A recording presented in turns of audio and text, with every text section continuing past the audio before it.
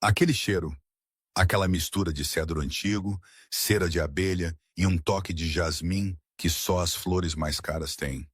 Isso é o que me vem à memória quando penso na Quinta do Roseral, ou no que ela se tornou depois de a reerguermos do quase nada. O João e a Sofia, os nossos miúdos, andam por aí algures, a gritar com as suas vozes finas, a correr pelos jardins restaurados, sem a mínima noção de como tudo isto começou.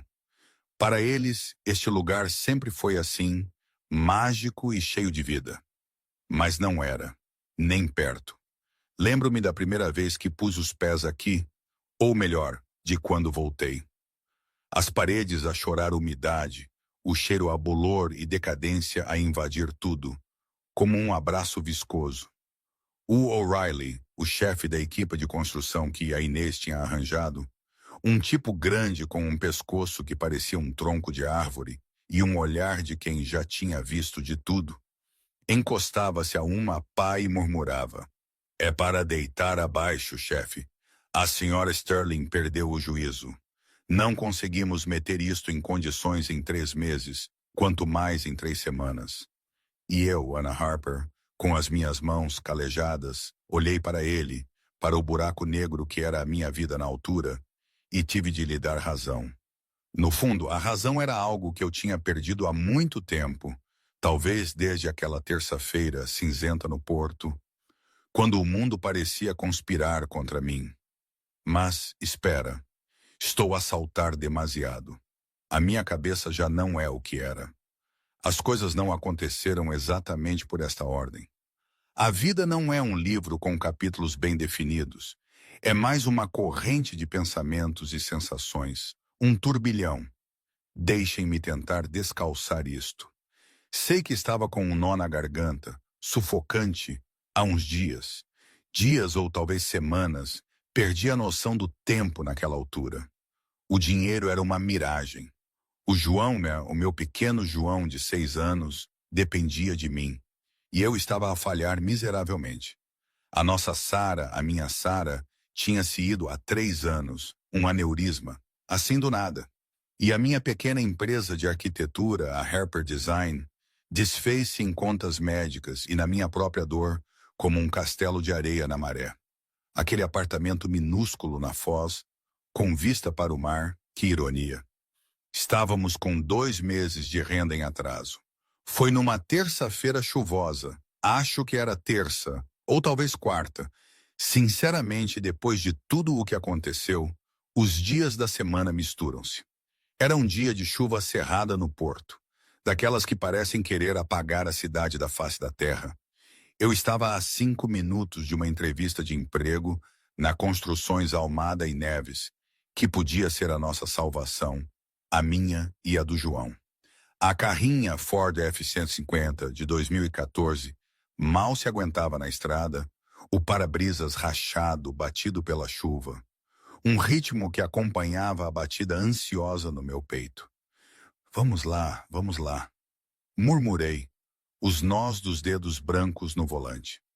O relógio digital no tablier marcava 3h45. A entrevista era às 2h, lá para os lados da Boa Vista, quase na outra ponta da cidade. Não era só um emprego, era uma tábua de salvação. O semáforo na rua Mouzinho da Silveira com a Praça da Liberdade ficou vermelho. Resmunguei passando a mão pelo rosto. Olhei pela janela, tentando acalmar a respiração. E foi aí que a vi. Não devia ter mais de 5 anos. Estava sentada num banco de metal gelado, perto do Rio Douro, as pernas a baloiçar, demasiado curtas para tocar no chão. Vestia um impermeável amarelo vivo, que parecia caro, mas estava ensopado, e agarrava um ursinho de peluche molhado. As pessoas passavam por ela a correr. Homens de negócios com guarda-chuvas, turistas de capa, todos ignorando a pequena figura solitária no aguaceiro. O semáforo ficou verde. Os carros atrás de mim buzinavam. "Anda, Ana", disse o meu cérebro. "Se falhares esta entrevista, tu e o João estão na rua no próximo mês. Alguém a vai ajudar. Esta é uma cidade movimentada." Carreguei no acelerador. Avancei uns 3 metros. Depois, praguejei em voz alta. Bati nos travões e desviei para uma zona de cargas e descargas. Desliguei o motor, peguei no meu guarda-chuva e corri para a chuva torrencial. Ei! Gritou um estafeta, mas eu ignorei-o. Aproximei-me do banco. De perto, a miúda parecia ainda mais pequena. Estremecia violentamente, o cabelo loiro colado à testa. Olhou para mim com uns olhos azuis arregalados e aterrorizados. Olá, disse, a minha voz baixando para o tom gentil que usava quando o João tinha um pesadelo. Agachei-me segurando o guarda-chuva sobre ela para a proteger da chuva que picava. Parece que estás à espera de alguém. A tua mãe ou o teu pai andam por aí? A miúda abanou a cabeça, os dentes a bater. Eu não sei onde eles foram. Está bem, disse eu, o coração a afundar-se enquanto olhava para o relógio. 13h52. Oficialmente ia chegar atrasada. Qual é o teu nome? Sofia, sussurrou. Eu sou a Ana. Sofia, está gelado aqui fora. Tens um número de telefone da tua mãe? A Sofia fungou e apontou para uma pequena mochila rosa que estava numa poça ao lado dela. Está na minha mala, mas a minha ama disse para ficar aqui enquanto ela ia comprar um pretzel. Ela não voltou. A minha mandíbula apertou-se. Um pretzel com este tempo? Já estava a chover há 20 minutos. Quem quer que fosse esta ama, já tinha desaparecido há demasiado tempo. Com cuidado, abri a mochila. Estava cheia de objetos de alta qualidade. Um iPad personalizado, uma garrafa de água Fiji selada e um pequeno caderno encadernado em couro. Abri o caderno. Na primeira página, escrito com uma caligrafia elegante e nítida, estava um nome e um número. Inês Sterling, 312-5598. Parei. O nome parecia familiar, como algo que tinha visto na lateral de um arranha-céus ou num artigo da Forbes. Mas o meu pânico pela entrevista embaciou a minha memória. Peguei no meu Samsung com o ecrã rachado e disquei o número. Foi direto para o correio de voz. Ligou para o escritório particular de Inês Sterling. Deixe uma mensagem. A voz era fria, nítida e terrivelmente profissional. Droga, sussurrei. Olhei para a Sofia.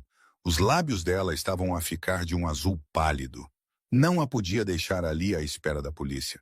Estava em hipotermia. Está bem, Sofia, disse, tomando uma decisão que me custaria o futuro. Vou meter-te na minha carrinha, está quentinha. Vamos à esquadra da polícia, a 2 ruas, e vamos encontrar a tua mãe. Está bem. Ela hesitou, olhando para a minha barba por fazer e a camisa de flanela gasta, mas depois olhou para a carrinha quente. Acenou com a cabeça. Peguei nela. Pesava quase nada. Pus-lhe o cinto no banco do passageiro, liguei o aquecedor no máximo e enrolei o meu casaco de trabalho suplente nos ombros dela. Quando voltei para o lugar do condutor, o meu telefone vibrou. Era o gestor de RH da Almada e Neves. Senhora Harper, não está no Hallwell. Se não estiver aqui em 3 minutos, passamos para o próximo candidato. Olhei para a Sofia, que abraçava o ursinho, e olhava para mim com olhos confiantes. Desculpe, disse ao telefone, a minha voz falhando ligeiramente. Surgiu algo. Uma emergência. Não consigo ir. Então não se dê ao trabalho de reagendar. Clique. A linha ficou muda. Fiquei a olhar para o telefone. Acabava de perder o emprego. Tinha 42 euros na minha conta bancária. Senti uma onda de náusea, mas engolia. Está tudo bem, Ana? Perguntou a Sofia com a voz pequena. Forcei um sorriso, virando-me para ela. Estou ótima, Sofia. Perfeitamente. Vamos levar-te a casa.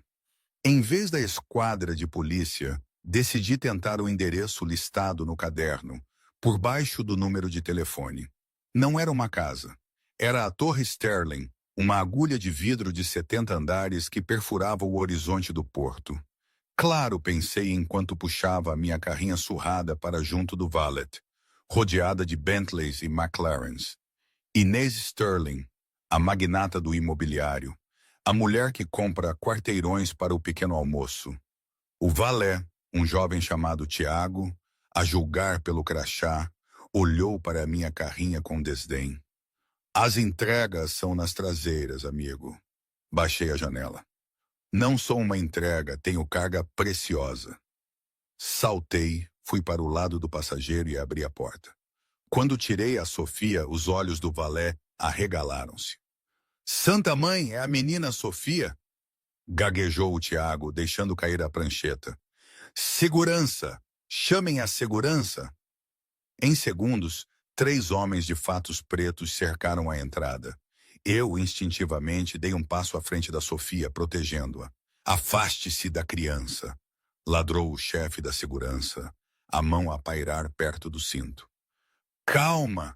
Disse, levantando as mãos. Encontrei-a junto ao rio. Estava sozinha. Trouxe-a para casa.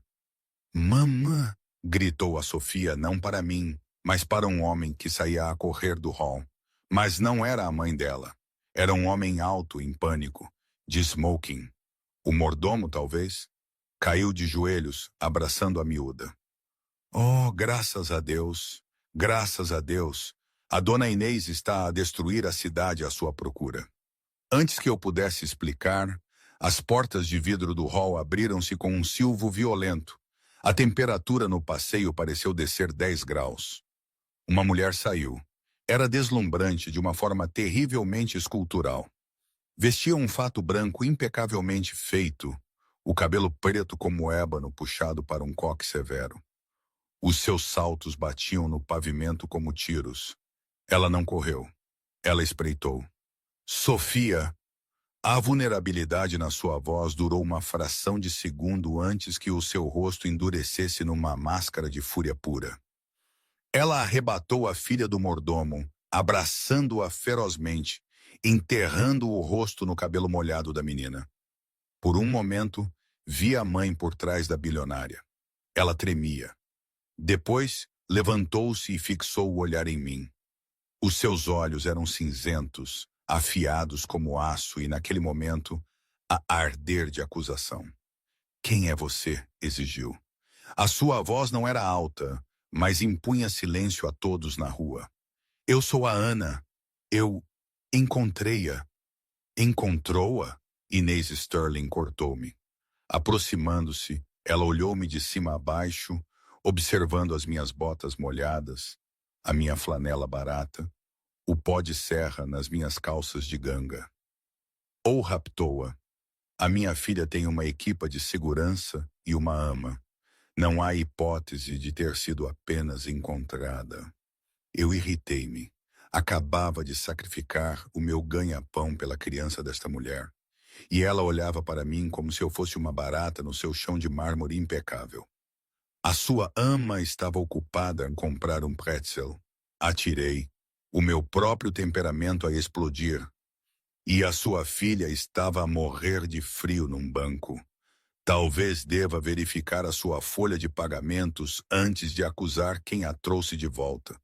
Os guardas de segurança ficaram tensos, prontos para me atacar. Ninguém falava assim com Inês Sterling. Os olhos de Inês estreitaram-se. Ela estudou o meu rosto procurando engano. Pôs a minha filha naquela carrinha? Não chamou a polícia? Liguei-lhe a si, disse eu, tirando o telemóvel e mostrando-lhe o registro de chamadas. A senhora não atendeu, e a esquadra da polícia demoraria 20 minutos neste trânsito.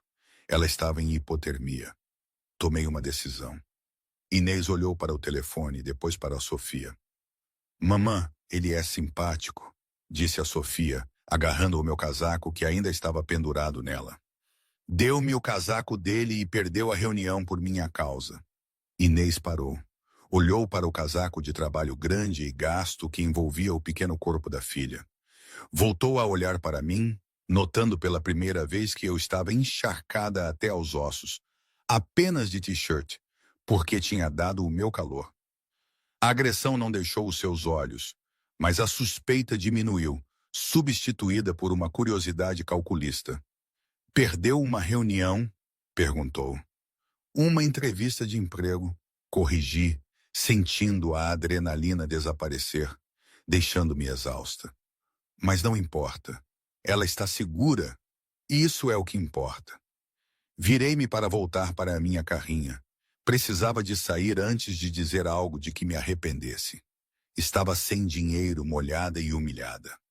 Espere, disse Inês. Era uma ordem. Parei, a mão na maçaneta da porta. Não se vai embora assim, disse, sinalizando aos guardas de segurança para recuarem. Devolveu a minha filha. Eu pago as minhas dívidas. Quanto quer? Ri. Foi um som seco e amargo. Voltei-me para ela. Não quero o seu dinheiro, senhora. Tenho um filho em casa. Fiz o que qualquer pai decente faria. Tente passar mais tempo com a sua filha e menos tempo a contratar pessoal incompetente. Entrei na carrinha, bati a porta e afastei-me, deixando a bilionária parada no passeio, atordoada, a segurar uma criança ensopada e um casaco de empreiteira sujo. Inês Sterling observou as luzes traseiras da minha Ford enferrujada desaparecerem na chuva. Ninguém lhe recusava dinheiro há 10 anos. Ninguém se atrevera a insultar a sua parentalidade.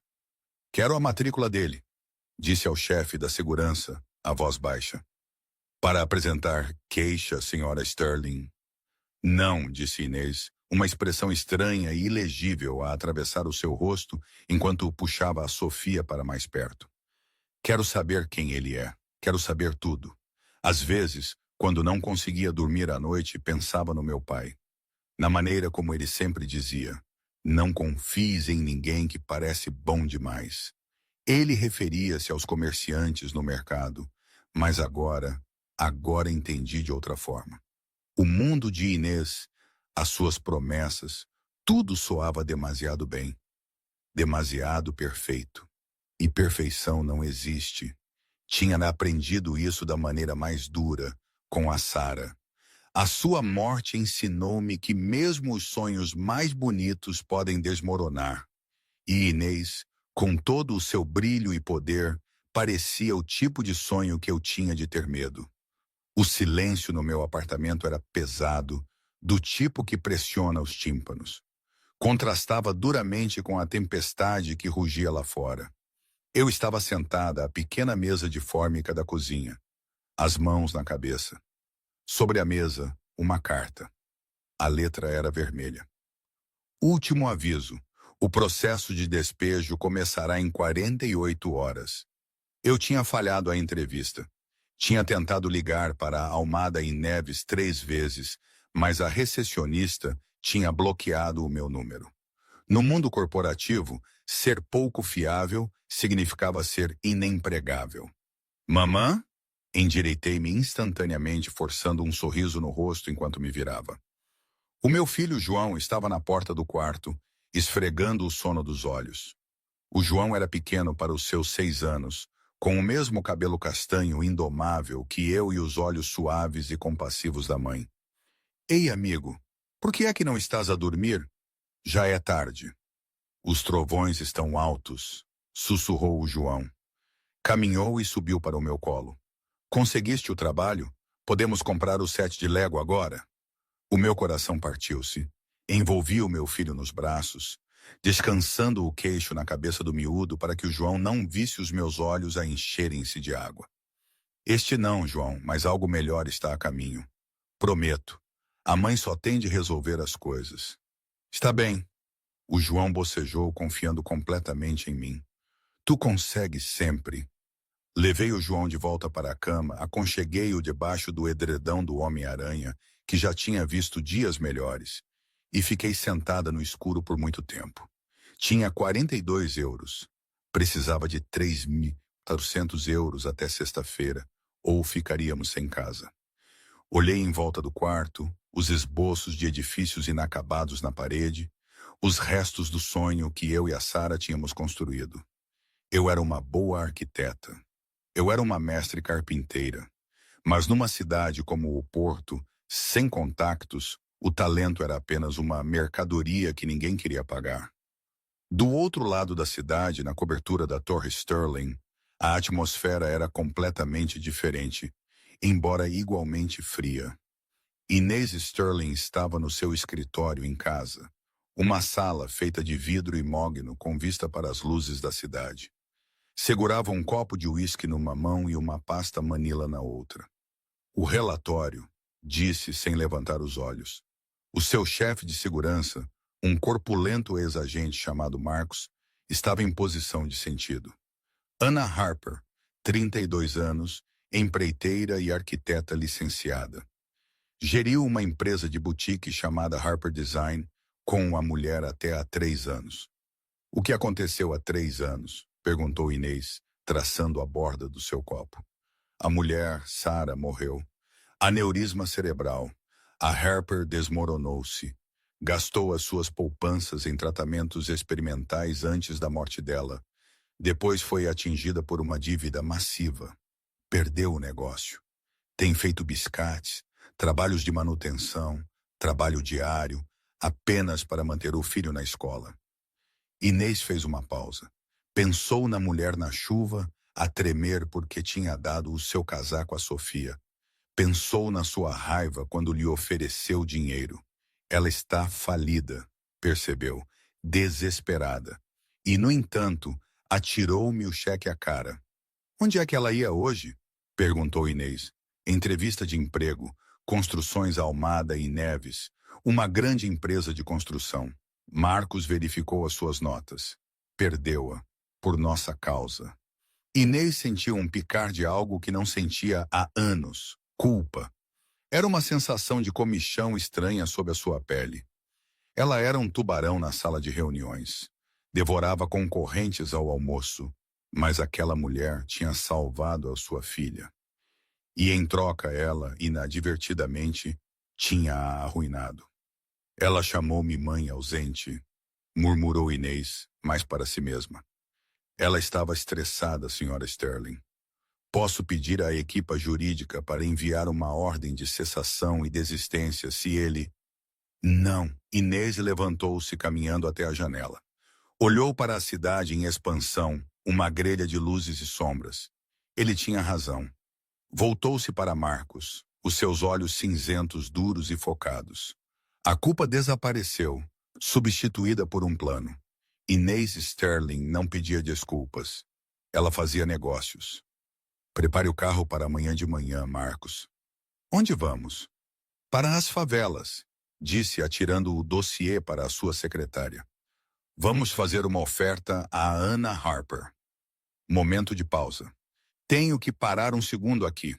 Toda esta situação, a mulher mais rica do Porto, uma executiva de aço, a investigar-me, a uma arquiteta falida e a aparecer para me fazer uma oferta depois de a ter insultado. É completamente absurdo, não é? Quer dizer, quem é que faz isso? Na minha terra teriam me mandado prender ou ignorado. Mas talvez fosse esse o problema, ou a solução. Talvez a Inês não fosse como os outros. Ou talvez ela estivesse apenas a jogar um jogo muito maior do que eu conseguia entender na altura. Estava desesperada, e ela era a minha única porta de saída. Mas o que eu não sabia é que seria também a minha porta de entrada para uma vida que nunca sequer ousei sonhar. Nunca se sabe o que o destino nos reserva, não é? Enfim, voltemos à história. Na manhã seguinte, eu estava a vender as minhas ferramentas. Era um ritual humilhante. Estava no parque de estacionamento de uma loja de penhores ali na Viela dos Pecados, regateando com um homem a minha serra de mesa DeWalt de alta qualidade. Estou a dizer-lhe, vale 400, argumentava eu, a voz a tremer um pouco.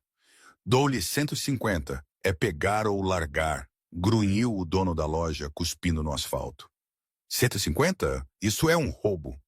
Isso é negócio, miúda. Antes que eu pudesse responder, o zumbido baixo de um motor potente silenciou o parque de estacionamento.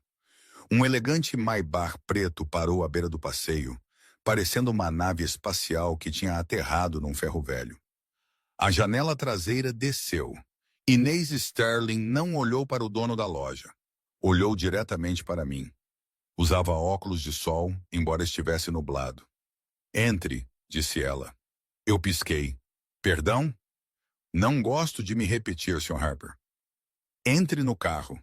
Os olhos do dono da loja quase saltaram das órbitas. Olhei para a serra de mesa, depois para a mulher que me tinha insultado ontem. Percebi que não tinha absolutamente mais nada a perder. Deixei a serra no chão.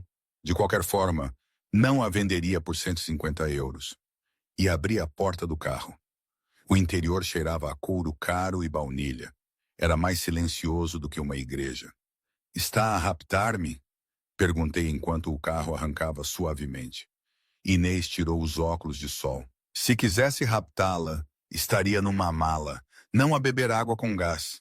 Apontou para a garrafa de cristal no porta-copos. Investiguei a Ana. Isso é ilegal. É minucioso. Está falida. Vai ser despejada em 48 horas. E perdeu a única entrevista de emprego que teve em 6 meses, porque estava a brincar a heroína com a minha filha. A minha mandíbula apertou-se. Não fiz por recompensa. Já lhe disse isso. Eu sei, é isso que a torna interessante e é também o que a torna estúpida. Inês virou-se para me encarar totalmente. O orgulho não paga a renda, Ana. O orgulho não compra comida para o João. Ao ouvir o nome do meu filho da boca dela, fiquei tensa. Não fale do meu filho. Estou a oferecer-lhe um emprego, disse ela, sem rodeios. Eu ri, um som seco e incrédulo. A senhora? A rainha do gelo do imobiliário do Porto quer contratar uma empreiteira falida? Não quero uma empreiteira, quero uma milagreira, disse Inês, a sua voz baixando uma oitava. Carregou num botão e um ecrã de privacidade separou-nos do motorista. Tirou um tablete da sua mala e entregou-me. No ecrã estava a fotografia de uma casa. Mas não era apenas uma casa, era uma ruína. Era uma enorme quinta do período vitoriano nos arredores de Sintra, coberta de era, o telhado a ceder, as janelas tapadas com tábuas. A quinta do Roseiral, disse Inês. A minha família comprou-a nos anos 20. Está abandonada há 30 anos. Vou realizar o gala da Fundação Sterling lá, daqui a 3 semanas. Olhei para as fotos, aproximei o zoom nas vigas estruturais. 3 semanas? Este lugar é uma armadilha mortal. Precisa de 6 meses só para cumprir as normas. A fundação parece rachada. As paredes de suporte estão comprometidas. É impossível. Todos dizem que é impossível. Por isso despedi as últimas 3 empresas, disse Inês calmamente. Eles queriam demolir e construir caixas de vidro. Eu quero-a restaurada. Quero que pareça exatamente como em 1925. Por quê? Perguntei olhando para ela.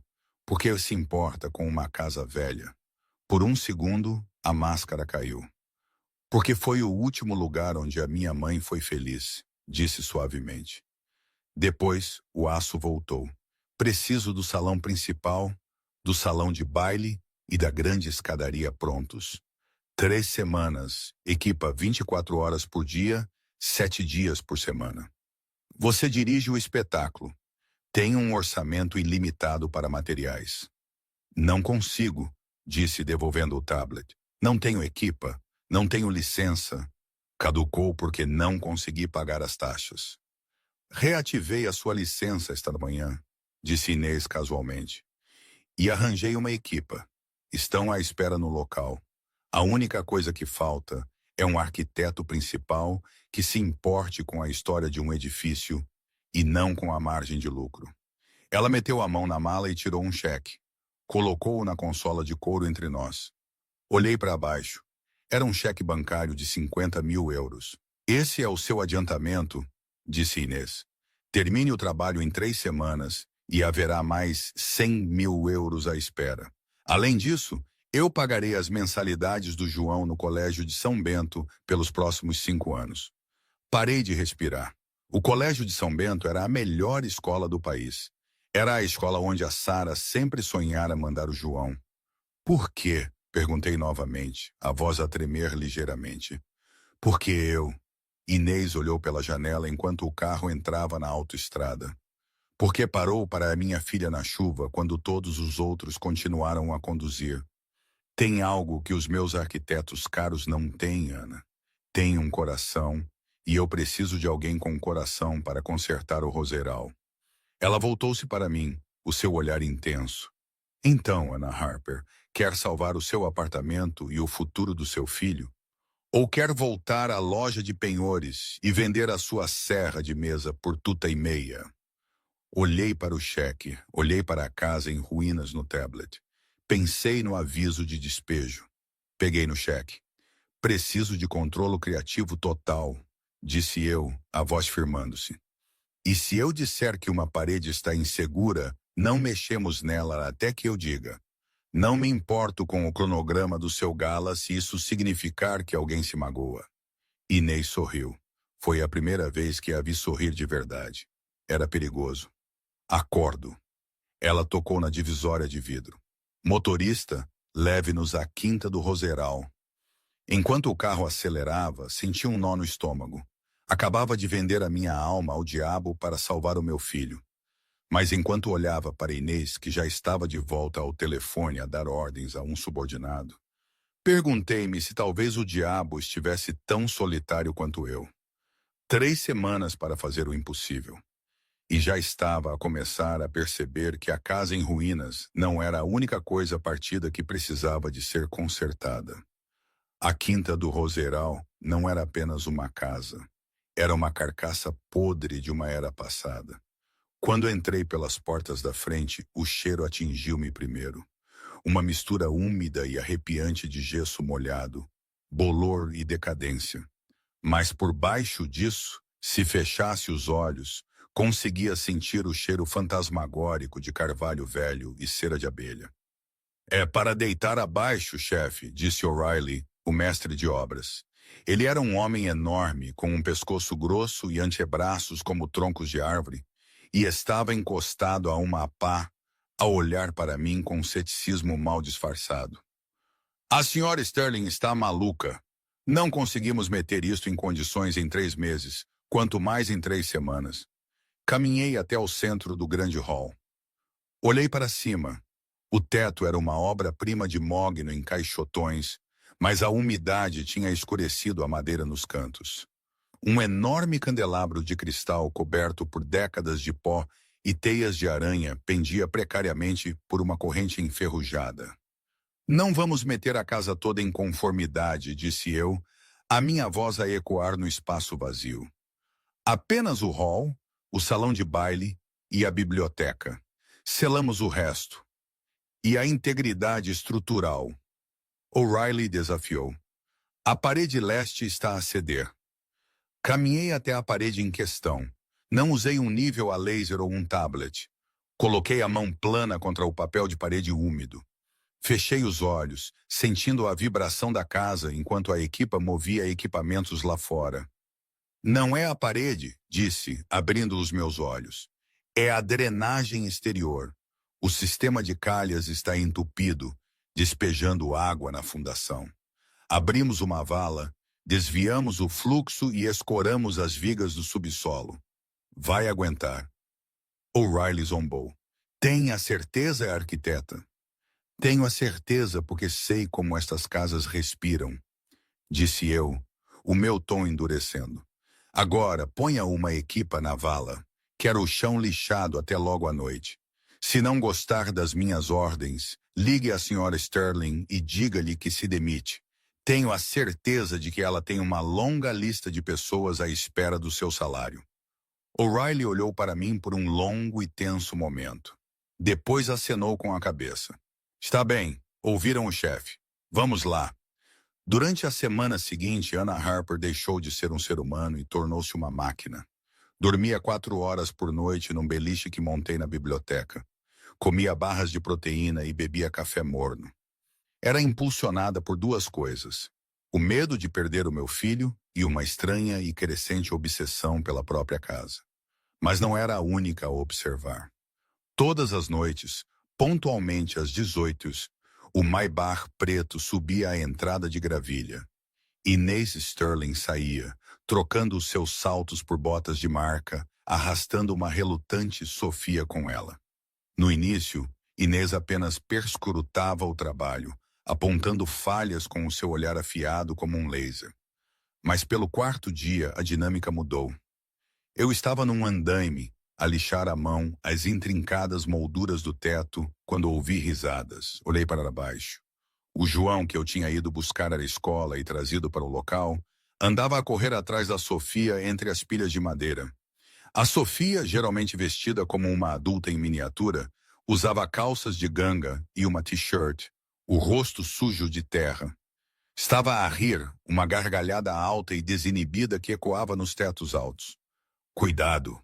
A voz de Inês cortou a alegria. Ela estava na porta, a segurar o seu tablet. Sofia, vais te magoar. Estão bem, gritei, limpando o suor da testa com um pano. Desci a escada, pousando pesadamente no chão. Miúdos são de borracha, deixe-os brincar. Inês virou-se para mim. Parecia exausta. A armadura polida da rainha do gelo mostrava rachaduras. Havia olheiras escuras sob os seus olhos que a maquilhagem não conseguia esconder. Não há pago para gerir um jardim de infância, Sra. Harper. Atirou, embora sem real agressividade. E não cobro extra por isso, retorqui, pegando numa garrafa de água. Parece que precisa de uma bebida ou de uma cesta. Inês suspirou, os ombros descaídos. Caminhou até um cavalete e sentou-se nele, ignorando o pó de serra, arruinando as suas calças de 2.000 euros. A direção está em cima de mim. O Pedro está a tentar convocar um voto de desconfiança. Diz que estou a desperdiçar ativos da empresa num projeto de vaidade. É? Perguntei, encostando-me a um pilar. Um projeto de vaidade? Inês olhou em volta da sala. Os seus olhos suavizaram-se. A minha mãe morreu quando eu tinha a idade da Sofia. Esta casa foi o último lugar onde vivemos antes do meu pai nos mudar para a cobertura, antes de tudo se tornar dinheiro. Quero lançar a fundação aqui para lembrar os acionistas que o nome Sterling significa construir coisas, não apenas comprá-las. Ela olhou para mim, os seus olhos cinzentos perscrutando os meus. Se este gala falhar, o Pedro vence.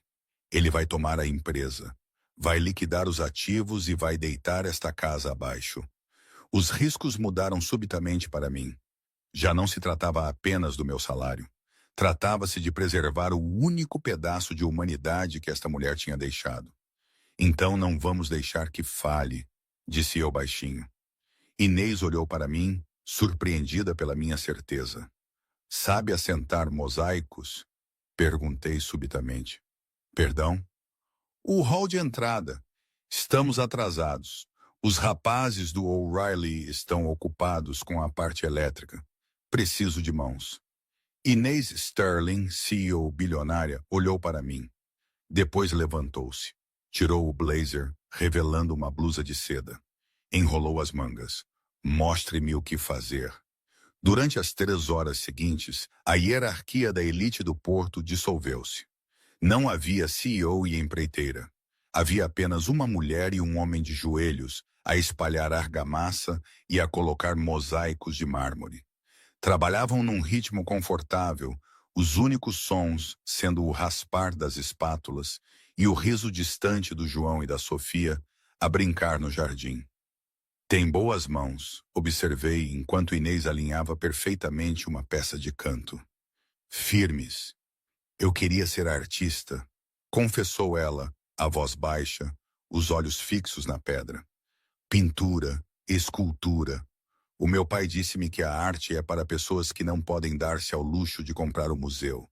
Então, fui para a escola de negócios.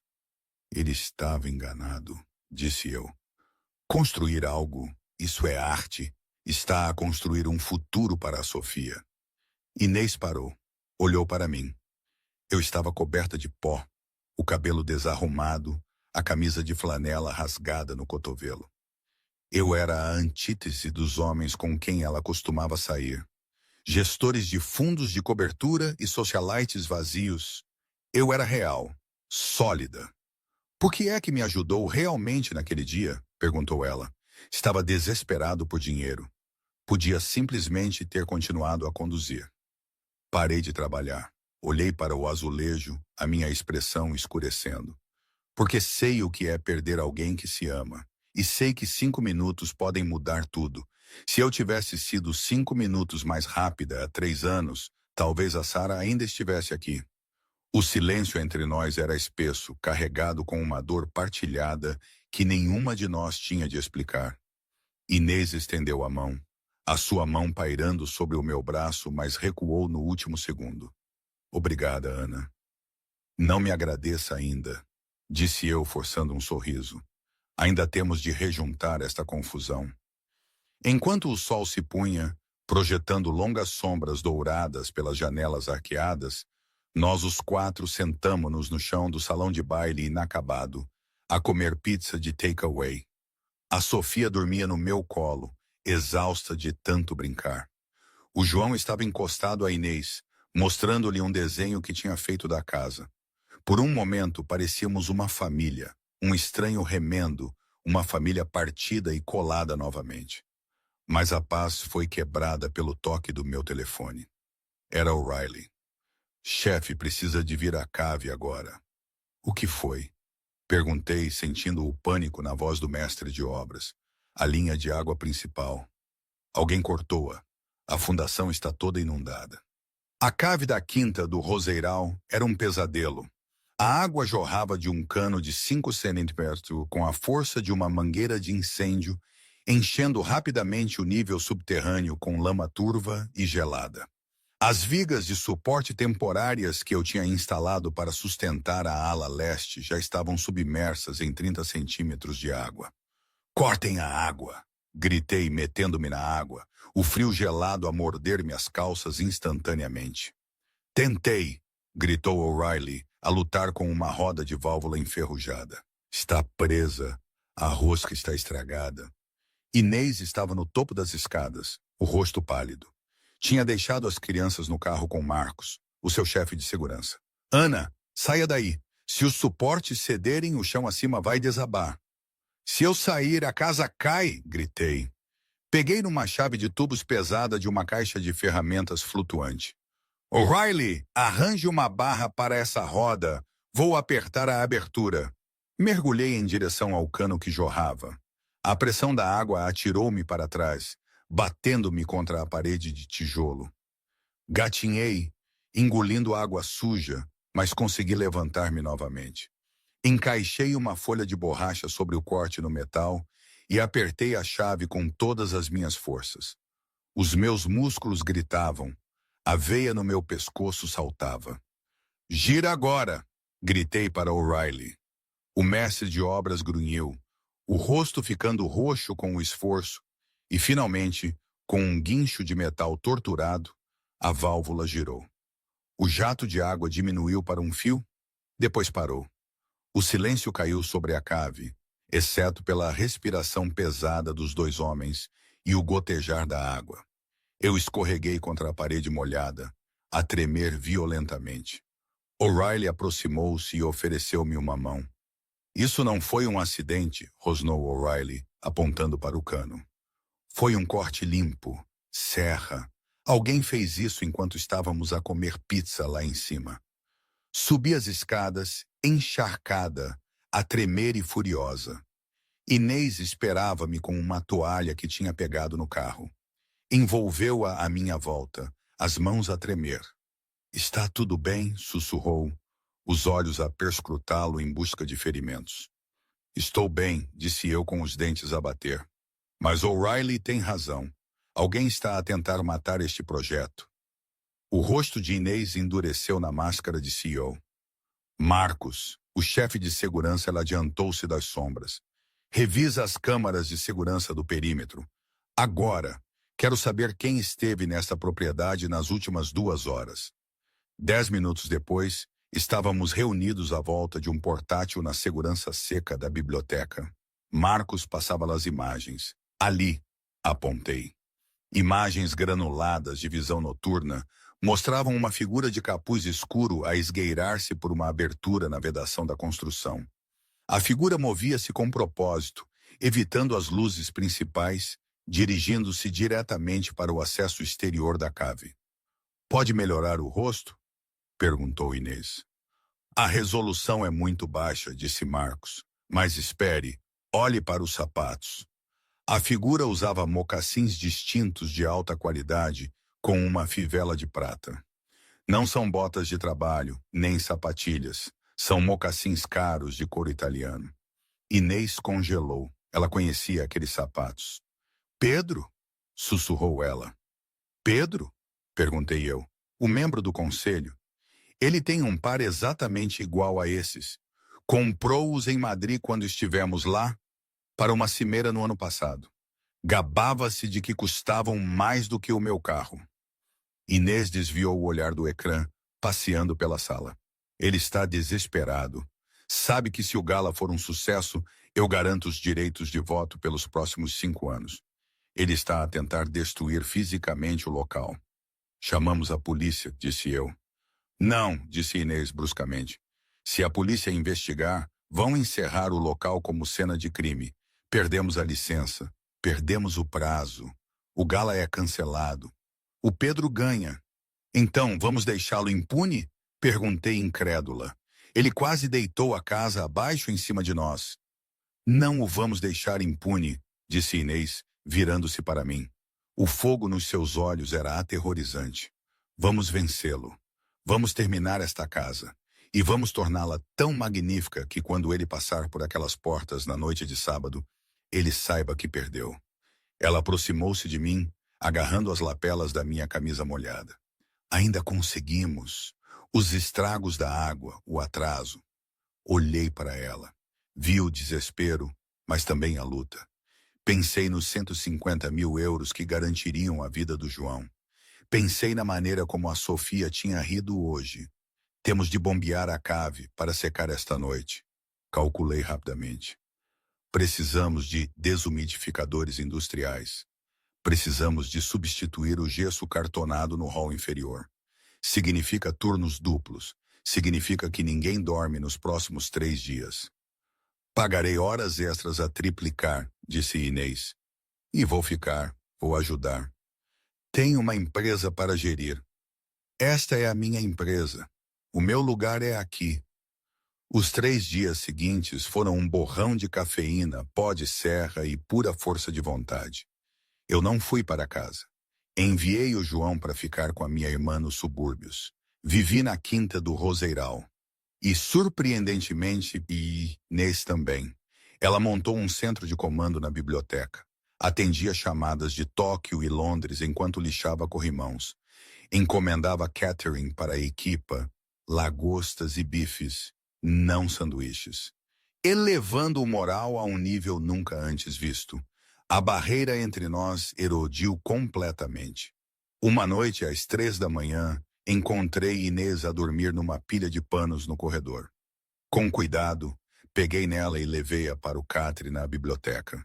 Ela mexeu-se, murmurando algo sobre a mãe e luzes, e aninhou a cabeça no meu peito. O meu coração batia forte contra as minhas costelas, não por esforço, mas por uma sensação que eu não me permitia sentir há anos. Na sexta-feira à tarde, o dia antes do gala, a casa estava transformada. Os chãos brilhavam como espelhos. O candelabro de cristal cintilava, cada prisma limpo à mão pela própria Inês. O cheiro à podridão desapareceu, substituído pelo aroma de lírios frescos e cera de abelha. Eu estava no centro do salão de baile, inspecionando o verniz final. Estava exausta, o corpo a doer em todas as articulações, mas sentia um sentimento de orgulho que me fazia levitar. Está lindo, disse uma voz. Inês entrou. Finalmente tinha ido à casa para tomar banho e mudar de roupa. Usava um vestido creme simples que lhe abraçava as curvas, o cabelo solto à volta dos ombros. Parecia mais jovem, mais suave. Não é só bonito, disse eu, virando-me para ela. É sólido. Vai durar mais 100 anos. Inês aproximou-se de mim. A sala era vasta e vazia, à espera da orquestra e dos convidados. Mas naquele momento, parecia que as únicas 2 pessoas no mundo éramos nós. Salvou-me, Ana, disse suavemente. Não apenas a Sofia. Salvou-me a mim também. Eu só consertei algumas paredes, Inês, disse eu, usando o apelido que começara a usar na noite anterior. Não, lembrou-me o que importa. Ela entrou no meu espaço pessoal. O ar estalava. Ela olhou para mim, os lábios ligeiramente entreabertos. A minha respiração engatou. Queria beijá-la. Meu Deus, queria beijá-la. Estendi a minha mão áspera e calejada a envolver a sua bochecha suave.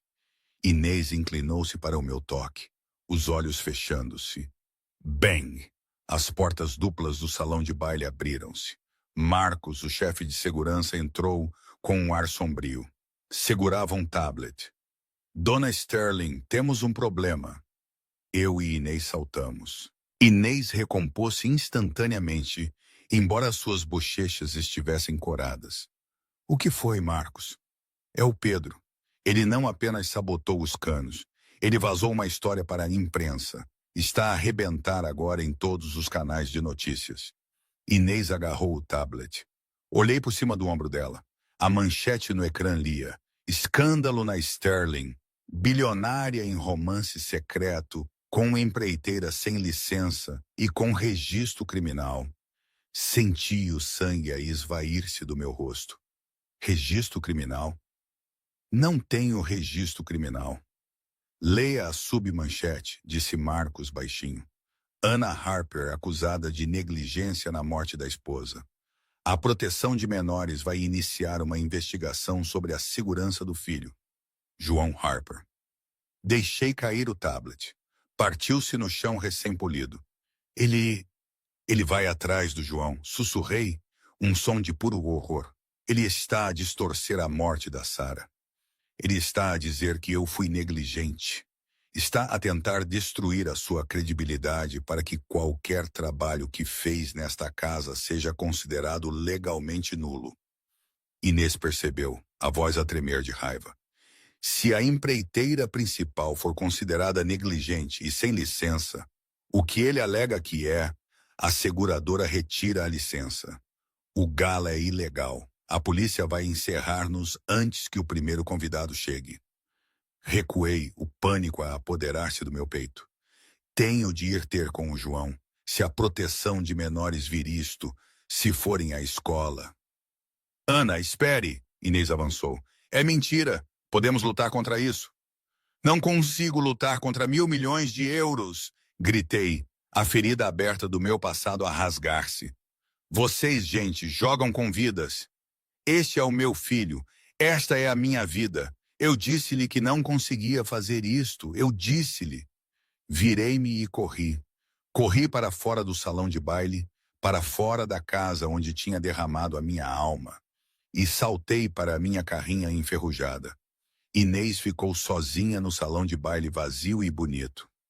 Marcos, disse ela, a voz mortalmente calma. Sim, dona Sterling. Prepare o carro e ligue aos meus advogados, a todos eles. Pedro Caldwell quer uma guerra, vou dar-lhe um massacre. O gala da Quinta do Roseiral foi um espetáculo de diamantes e champanhe, mas para Inês Sterling parecia um funeral. Ela estava no topo da grande escadaria restaurada, o seu vestido azul noite mascarando um coração que batia com ansiedade. Ele não vem, murmurou Marcos parado na sua sombra. O Pedro venceu. Abaixo deles, Pedro Caldwell recebia a corte perto da torre de champanhe, rindo alto. Apontava para as intrincadas molduras, ridicularizando o trabalho precário da mulher que tinha destruído na imprensa. Os membros do conselho acenavam, os abutres a cercar. Inês agarrou o corrimão. Os subscritores de seguros estavam a minutos de retirar a licença com base nas alegações de negligência. Então as pesadas portas de carvalho da entrada abriram-se com um gemido. A sala ficou em silêncio. Parada na entrada, a sacudir a chuva de um guarda-chuva barato, estava eu, Anna Harper. Usava um fato cinzento carvão de domingo, apertado nos ombros e gasto nos punhos. Parecia cansada, mas os meus olhos ardiam com um fogo que cortava a pretensão da sala. Pedro viu-me e sorriu presunçosamente. Ora, ora, a empreiteira fugitiva veio render-se antes da chegada da polícia. Caminhei diretamente para ele, abrindo caminho no mar de socialites. Parei a um palmo de Pedro. Não vim para me render, disse eu, a minha voz áspera, mas firme. Vim para terminar o trabalho. O trabalho acabou, zombou Pedro. É uma fraude, Harper, uma amadora que causou a morte da mulher e quase deitou esta casa abaixo em cima de nós. Tenho os inspetores em linha direta. A minha mulher morreu de uma tragédia médica, não por negligência, disse eu, a minha voz a ecoar no hall. Perdi tudo a tentar salvá-la, mas nunca perdi a minha integridade. Esta casa é sólida. Tem mais integridade na sua fundação do que você tem em todo o seu corpo. Segurança, gritou Pedro. Removam-na. Não. Inês desceu as escadas, a sua voz cortando como um chicote. Ela atravessou a multidão e parou ao meu lado, o seu ombro a roçar o meu, uma declaração silenciosa de guerra. Ela é a minha convidada de honra, anunciou Inês. Está a afundar o seu próprio navio, Inês, sibilou Pedro. Denuncia ou o conselho vota e sua saída até de manhã. Inês sorriu. Era um sorriso assustador, como o de um tubarão. Gosta de histórias, Pedro? Vamos ver uma juntos. Ela fez um sinal a Marcos.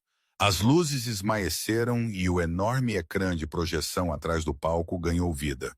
Eram as imagens granuladas de visão noturna. A sala ofegou enquanto assistiam a uma figura encapuzada a mexer nos canos da cave. Quem é aquele? Sussurrou alguém. Espere, disse Inês. No ecrã, o sabotador escorregou na relva molhada, fugindo. A câmara ampliou os seus pés. Usava mocassins distintos de couro italiano com uma fivela de prata personalizada em forma de cabeça de leão. O vídeo pausou nos sapatos. Então um holofote no salão de baile acendeu-se nos pés de Pedro Caldwell. Ele usava os mesmos sapatos. Sabotagem, disse Inês, a sua voz a ecoar no silêncio atordoado. Tentativa de destruição de propriedade. Perigo de vida. A polícia está à espera lá fora, Pedro. É uma farsa, gaguejou Pedro, recuando. Mas a multidão bloqueou o seu caminho. 2 agentes entraram, algemando o membro do conselho que lutava e arrastando-o para fora do gala. A sala irrompeu em aplausos, mas Inês ignorou-os. Ela virou-se para mim, vendo a adrenalina desaparecer, deixando-me a tremer. Voltou, sussurrou ela. Tentei fugir, admiti. Ia levar o João e ir embora, mas ele perguntou-me se o castelo estava seguro. Percebi que se fugisse, estaria a ensiná-lo que as mentiras são mais fortes que a verdade. Inês pegou na minha mão. Os advogados ligaram. A investigação da proteção de menores foi assinalada como maliciosa e arquivada. Viram os registros médicos. Ana fez tudo pela Sara. O João está seguro. Deixei escapar um fôlego que estava a segurar há dias. Os meus joelhos fraquejaram. Ele está seguro. Ele está seguro. E você também. A orquestra começou a tocar uma valsa suave. Inês aproximou-se. Dance comigo. Inês, olhe para mim, riu ofegantemente. Sou uma empreiteira falida num fato barato. Você construiu este chão, Ana, disse ela, envolvendo os braços no meu pescoço. Se alguém pertence aqui, é você. Ela beijou-me então. Um beijo que sabia a chuva, champanhe e segundas oportunidades. À nossa volta, os flashes das câmaras rebentavam como fogos de artifício, capturando o momento em que a bilionária e a construtora selaram o seu futuro. O sol aquecia a beira-rio do porto. Sentei-me no mesmo banco onde tinha encontrado a Sofia. Mas desta vez não estava sozinha. O João e a Sofia corriam pelo caminho, um papagaio de papel vermelho brilhante a voar atrás deles. Viva! Gritou a Sofia a rir. Estou a tentar! Gritou o João de volta. Senti uma mão escorregar para a minha. Inês apoiou a cabeça no meu ombro. Vestia calças de ganga e uma camisola simples, parecendo mais feliz do que nunca tinha estado na sala de reuniões. A renovação da quinta alentejana começa em junho, disse ela suavemente. Está pronta para aprender italiano? Estou a praticar. Sorri, apertando a mão dela. Te amo. Inês sorriu. Eu também. Olhei para os miúdos a correr sob o céu aberto. Pensei na entrevista perdida, no aviso de despejo e no dia chuvoso que mudou tudo. A vida é engraçada. Perdes uma viragem e desmoronas. Tomas outra e encontras o caminho para casa. Mamã! Inês! Olhem! Gritou o João. O papagaio de papel apanhou uma enorme corrente ascendente, subindo mais e mais alto em direção ao sol, livre e solto finalmente. E assim, tal como aquele papagaio de papel, eu e Inês descobrimos que às vezes temos de tocar o fundo antes de podermos realmente voar. E hoje, sinceramente não sei. Às vezes penso que foi a melhor coisa que me podia ter acontecido.